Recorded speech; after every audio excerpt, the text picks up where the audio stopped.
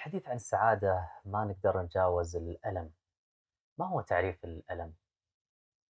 Pain is not an obviously bad thing, morally bad thing. مم. There are many occasions where we would want to be in pain, where we would be upset if we weren't in pain. So we go to the gym in order Yeah. to obviously improve our health and our physique, but we're hoping that we know it's working if we're feeling some discomfort or some pain. مم.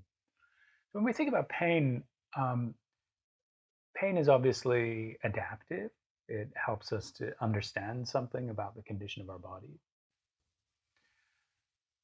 But I guess I differ with most of my colleagues in thinking that pain is actually morally neutral. Pain is neither good nor bad.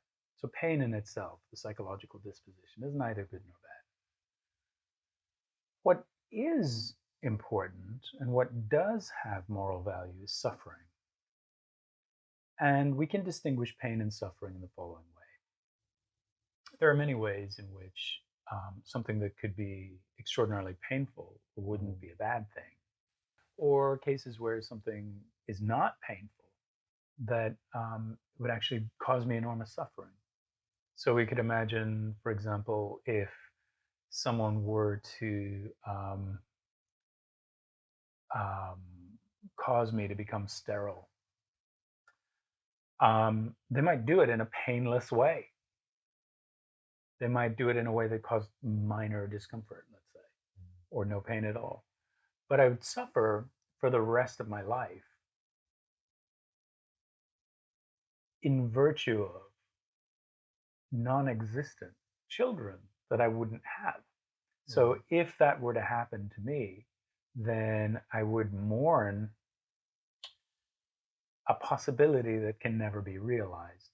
Whereas for an animal, for example, that kind of consideration of alternative possibilities never comes into play.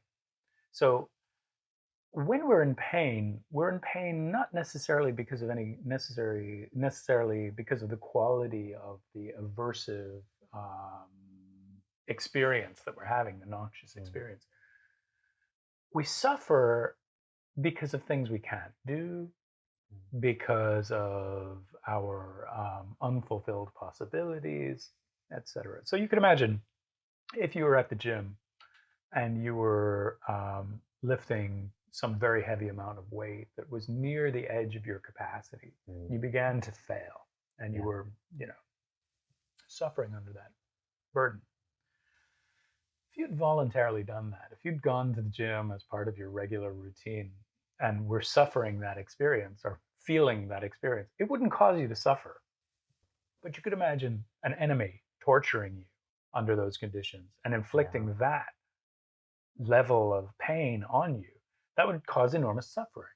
Yes. So some things that would be, equivalent in terms of the quantity of pain, let's say, one would be morally neutral, and one would be a horrendous violation of your of your integrity or your autonomy as a person, and you would suffer in virtue of being tortured to that level of pain. So we met a marathon runner yesterday. I mean, if someone forced him to undergo those experiences, Yeah.